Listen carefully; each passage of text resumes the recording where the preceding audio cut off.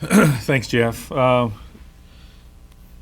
the girls get excited, their name come up, that's what it's all about. Like Mike said, we're fighting for that to get in our field of 64.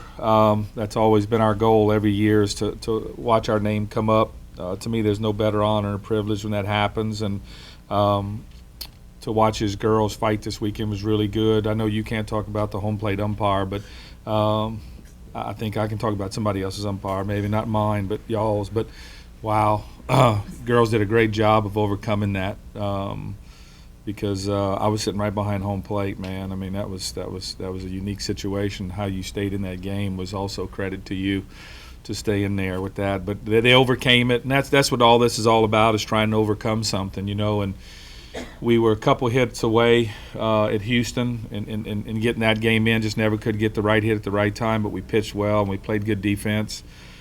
Friday, same thing, 1 or 2 plays away from winning that ball game. I still think if we make 1 or 2 plays in the first inning, Gunner goes 8, scoreless, and then Demo maybe takes the 9th and we win game 1. But they won. They got the right hit at the right time of the game at the end of it. And then our guys did a great job of coming back Saturday and Sunday and being able to stand up and man up and being able to take care of Saturday and Sunday. And now, they're off today.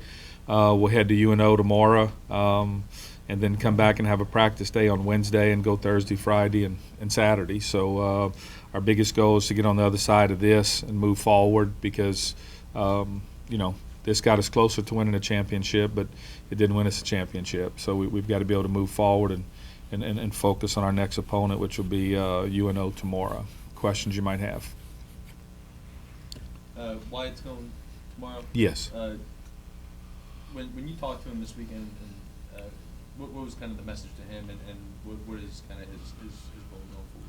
Well, our big thing with our guys is we tell them really simple. If I got to worry about your feelings, then you're not sold out. You're not in this. So I'm not real big on worrying about somebody's feelings. If I got to worry about somebody's feelings, he needs to get out of the clubhouse and move on because we're not going to worry about your feelings. We're going to worry about winning.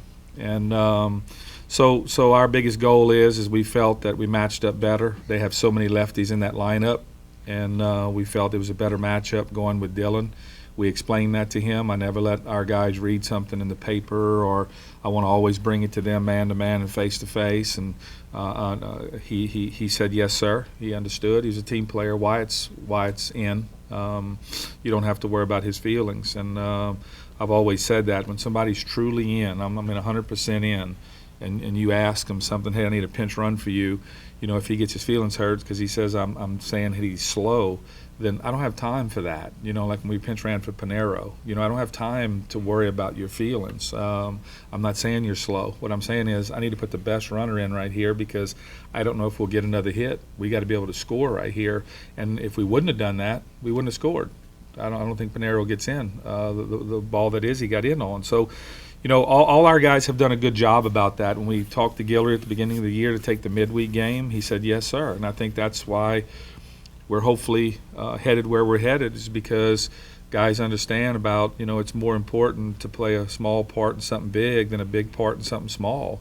And in baseball, it's so result-oriented. Am I 4 for 4? How many hits did I get today? There's so much selfishness in baseball. And you got to be able to do what's good for the team at that moment. And so Wyatt was good. He knows he's got to go out tomorrow and get after it. And but that it was a matchup situation. South Alabama puts 6 left-handed hitters in the lineup, and we felt we needed somebody with the change-up like Evan had. And we also thought we needed to hold runners because their first 3 guys, they got over 100 stolen bases as a team. Runners are 11 for 15 off of Wyatt. So we just made a move that we felt was just a better matchup, and Wyatt understood, and it's all good. So going into the postseason, then it wouldn't necessarily just be Gunner, Nick, Evan. No, it would be matchups. Gunner, Nick, and then matchups. Yes. Okay. Yeah. We're gonna match up. I mean, even if it would call for Nick Lee going out first, or if a team can't hit a slider and Wyatt goes out first. I mean, I don't care about this Friday night starter crud that people talk about. I mean, it's about matchups, in my opinion. And then we tell our pitchers this all the time: the most important pitcher on our team is the one that's pitching at that moment. He's our most important pitcher. I'm not into this Friday night stuff. Again, that's somebody's feelings. That's for somebody to say, "Oh, I'm the Friday night guy." I mean, what is a Friday night guy? I mean, you got to play again Saturday, you got to play again Sunday. I mean, do you only have a Friday night guy and you can't play on Wednesdays and Tuesdays? So we're not real big on that. I'll match up however we need to match up once we see our opponent is going to be, and we just felt that White, actually, his last start was good. We just didn't score no runs for him. You know, he's been victimized a lot. That had nothing to do with it as much as we looked at South Al, and we felt this is our best matchup situation going into South Al. Coach, you were excited about the competition level headed into the weekend. You had 3 one-run games. Your team came out on top. As a coach, is that exactly the battle you were looking for? Well, you know, as Mike was talking about earlier, there's 2 different type of players, you know, in any sport. One likes to get into the arena for the attention it's going to bring him, and then one likes to get in the arena because he gets to just flat out throw down and compete. I'm real big on the second guy. I don't really get along with the first kind of guy that likes the attention that it brings him. I want to just get in and throw down. If you didn't like being in what you were in this weekend, I mean, you know, then you need to, you know, go find another sport. But that's what it's all about, is the opportunity to compete, to throw down. Like Coach said, you know, I've won everything so far: conference championship, conference tournament championship. I've won a lot of things, over 1,000 wins, but the one thing I do not have on my resume is a national championship. And you know, to do that, you're gonna need men, and you're gonna make. It's not about where you ranked or what you are. You don't have to be ranked number 1 to be number 1. So you know, that's our goal, just as it is theirs. You know, and you talk about the grind and the years we got in. I mean, I think burnout comes from coaches that try to maintain a low level. I think that's how you get burnt out. We're after national championships, so how do you get burnt out? I mean, I don't think it's about the routine. It's about what you're chasing, and you know, that's what we're trying to chase too. We're trying to chase what they're chasing. But it's the honor and the privilege to be able to go out there and fight for it. And to start a season with no guarantee. I mean, think about it, man. In our 2 sports, you start with no guarantee at all, and that's pretty good deal to go out and fight every day, and nobody's giving you some kind of guarantee that you're going to be successful. So, but again, you know, this weekend was really great. Like I said, back and forth, you could feel it in the air, feeling them so close by, and being in the same hotel and watching them come in and out and us going out. I mean, it was just a great weekend for our fans too, man. I mean, to be able to be tailgating like that and going back and forth to the 2 venues was really cool. It felt special. I think it helped each one of us with energy, because we're both after the same thing. Now what we have to do is be able to move on. They've got to move on. They've got a big weekend, and so do we. We got to keep grinding. We got 4 left to go.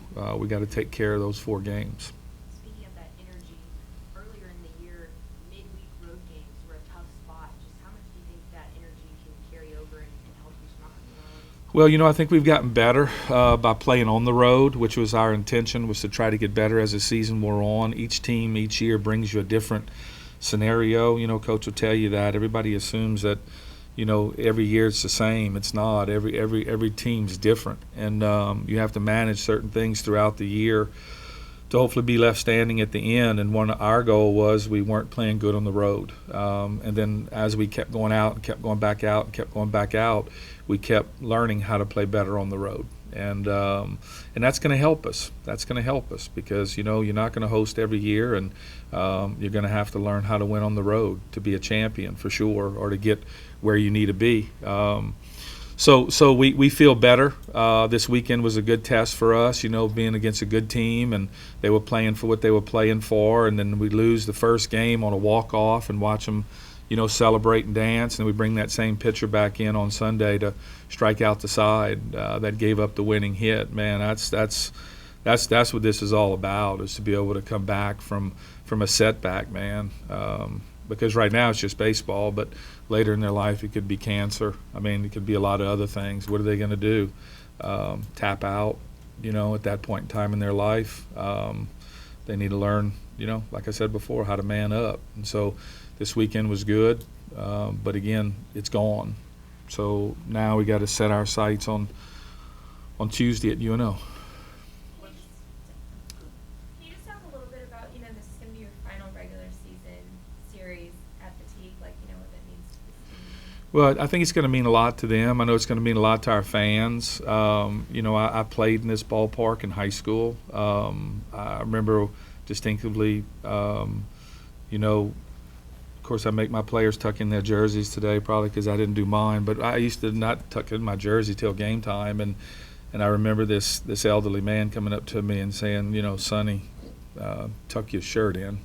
And I didn't know who he was. And then, I was nice to him. My dad taught me to be respectful to people, but I didn't know who the guy was. And then, a little while later, I find out it's Mr. Moore. He used to sit out front, and man, he'd jump on people for not having their shirts tucked in, And so, and then that was me here as a player, and then a high school player. Then I came back and was fortunate enough to play on this field as a player. Then come back here and fortunate enough to coach on this field.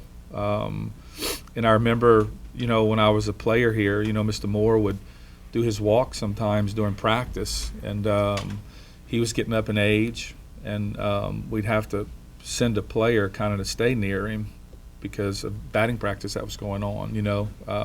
He could get hit with a ball, but he would just walk, do his walking and stuff through the field and stuff, and then coming back as a player, and really meeting his family and the rest of his family was really, really nice to see the history of the whole program and how important baseball was to him, especially American Legion baseball and baseball in general.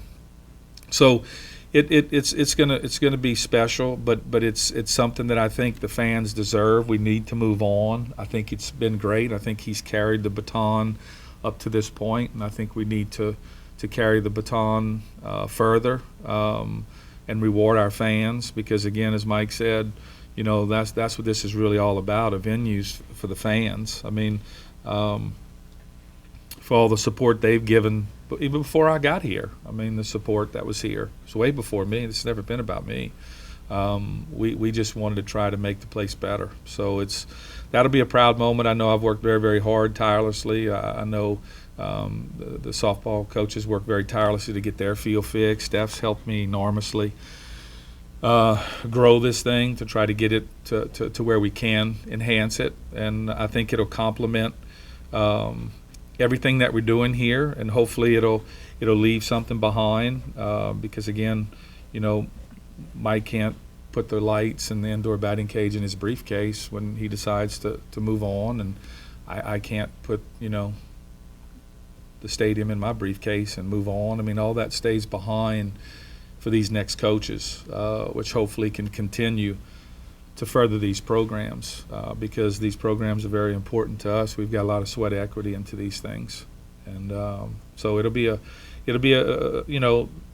not a sad day for the last game here, but I think a good moment to be able to move forward, move the program forward. That's what my ultimate goal is. My dad, told me many times, your job is to take your job and make it better. You leave it for the next guy better than the way you found it, and ultimately that's my goal.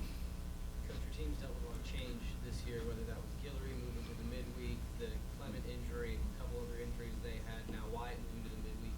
Do you feel that all the adaptation they've had to deal with actually has kind of toughened them now that you're entering the phase of the postseason where things do get a little hectic? Well, I think it's about handling adversity, about getting weathered. You don't get weathered by being coddled. I mean, I don't know if you saw last night on TV the lady that put her small child in the swimming pool. I think it's a 6-month-old baby, and of course the world's going crazy.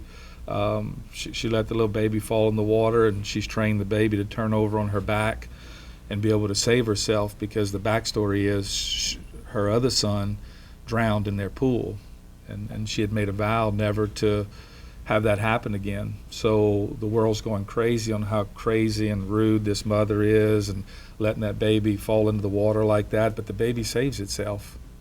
I mean the human body, and we can handle a lot, man. I mean, when it comes to adversity, you know, but you look through one set of lenses, one person thinks this lady's crazy. But she's also saving this baby's life. If she'd have done it to the other child, would the other child maybe have been alive? That's how she feels. So it's how you look at stuff. It's how tough you can be weathered, you know. And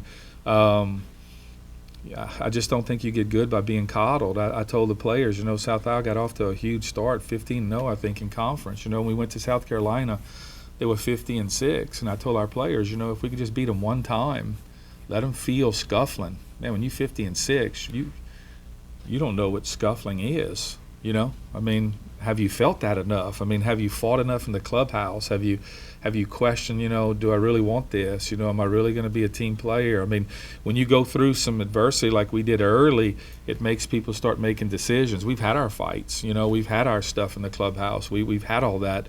Hopefully that's the weathering for us. And that was our biggest goal, was to try to see if we could, you know, get them to taste that a little bit too, because sometimes when you win a lot, you don't get to taste that, and I don't want to taste that at the end of the year. I'd much rather, you know, get that done on the front end.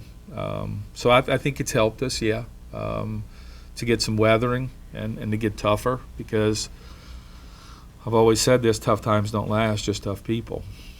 If UNO, going RPI-wise, if UNO was in the Sun Belt, they'd be third behind you in South Alabama. You think people don't really realize how good a team that is? Well, they have a good team, and their coach has done a good job. You know, he's played for LSU. He was a good Division I baseball hitter. I think they hit because of that. We know they're good. I mean, we will not go into UNO and come back and go, whoops, you know, they slipped up on us. I mean, that won't happen. I mean, we're just glad that the teams around here have really kept their RPIs up, because that just makes, one, baseball in Louisiana better, because this is what this is about, and two, I mean, you don't want everybody else bad around you and you're good. I mean, that at the end of the day, I don't think that helps. I mean, we used to have soccer here, I think, professional soccer, then so many of the other teams in the league folded that they had to fold. I mean, to me, you're only as good as your league is. So you know, I don't look at RPI. Again, I don't look at nothing. I don't read nothing. I don't look at nothing. I'm not on social media. I know nothing. I mean, Bab and Jeff don't tell me something. They can tell you. I don't know. I got to call Jeff to get some stuff before I come in here to speak to you about, so I know what I'm talking about. I don't really look at nothing. I mean, zero. I don't get on no websites. I don't want to see what they're saying about me, but I mean, I don't care. I really don't care. I don't read the paper. I get up. I know I'm alive. I thank the Lord for it. I don't need to get in the newspaper to read that I'm alive. I'm alive, and I got a great day today, and we're going to move forward, and whatever happens, happens. I really work on me and work on the team, because I think you have to control the way your team thinks. And that's where social media comes in, is they can start to read things and start to think things that they don't need to be reading or thinking about. So I try to control the way they think. So, no, I respect their program. I respect it enormously. I'm glad they have a good RPI, because, you know, when you play the people 3 hours around you, if they all have better RPIs, well, look, we have a better RPI. And that's what's happened this year in Louisiana baseball. And I think you got to give a credit to all the Louisiana coaches. You know, all the Louisiana baseball coaches have done a great job. I mean, baseball's good in Louisiana right now. And there's a lot of parity in college baseball, just as Coach talked about softball. You can get beat by anybody on any given night now. I mean, it used to be the haves and the have-nots. I don't think the best teams have gotten worse. I just think the bottom has come up, and it's made baseball better. I think great assistant coaches, 15, 20 years ago, they stayed with their head coaches at these major programs. And then more and more people have built better venues. More and more people have put better salaries into baseball coaching. So a lot of these coaches have jumped now from these major head coaches. Tommy Raffo now, at Arkansas State, he used to be under Ron Polk. Well, back 10, 15 years ago, you never left under those great coaches. You stayed put. But baseball venues have gotten better. I mean, we're gonna build a better venue here. So more and more coaches, we're building better softball venues. I mean, South Alabama's venue was nice, really nice. So they're building more TV for softball, more TV for baseball. And so when you do that, I think more and more coaches are starting to jump and take programs. And I think that's what's creating the parity in both our sports. 15, 20 years ago, all those good assistants just stayed put at the top level. But now they're jumping. And so they're making baseball better everywhere and softball better everywhere. And that's good. I think it's good for our sports, but it's also tougher because you got to come to play every night now because people know what they're doing now. Does this senior class have any, like when you look at this group, what kind of sticks out about it? Well, I think they have some very unselfish people in it. I think Derek Harrington is a very unselfish player.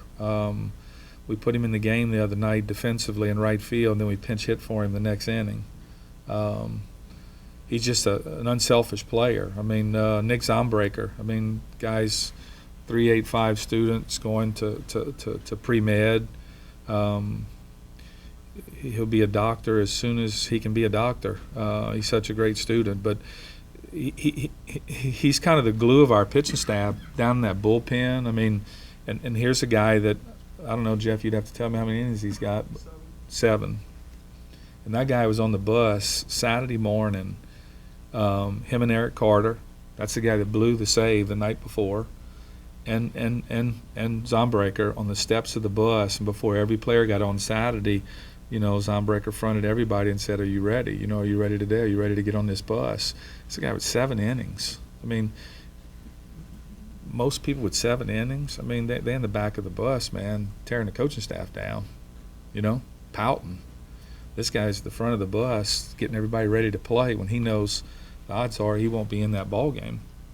And so those two guys right there, to me, are so important to us. If we used to have a guy on the Omaha team. His nickname was BB, Brandon, and a lot of people don't even know that guy existed, or he was on the Omaha team. But it was what he did behind the scenes as a non-everyday player to keep the glue, to keep everybody together.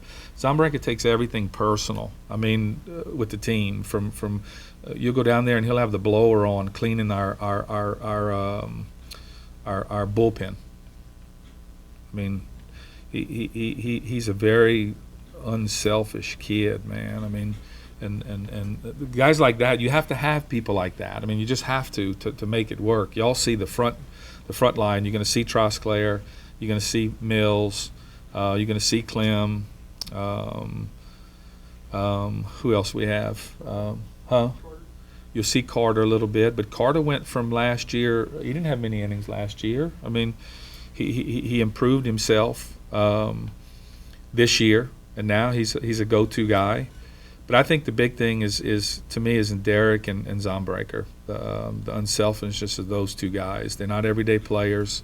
If you watch Derek during BP run fly balls down, you just would think that guy must be an everyday player, and yet he knows he might play against lefties. He might be a defensive replacement. He might get pinch hit for along the way a couple times, and that guy just goes get it in the outfield, man. And so to me, out of our seniors, I'm not discounting any what the frontline guys have done because, they get seen every day. It's easy to come to work every day, man. Trosclair knows I'm going to be in the game.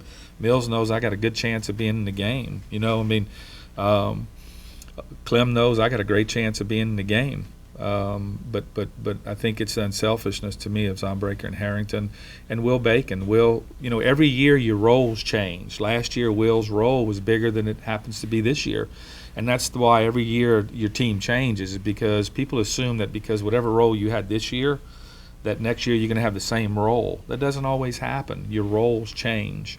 And when they do, sometimes they go from being like Carter, a lot less, this year being more. Well, that's easy to accept. But can you accept when yours was a lot last year and then it shrinks a little the next year, because our pitching staff has gotten better. We've gotten some depth in it, and Will's been able to do that, as a senior. So I think that's the key with these seniors, is that they're very unselfish, very, very unselfish, especially the guys that are not the everyday players. Going into this last weekend, is there any you guys need to win 2 more games in South Alabama to claim that? Oh, no. You guys don't think about that at all? No. We got to worry really about playing hard, playing with energy, and doing the things that we do good. We got to continue to get better as hitters.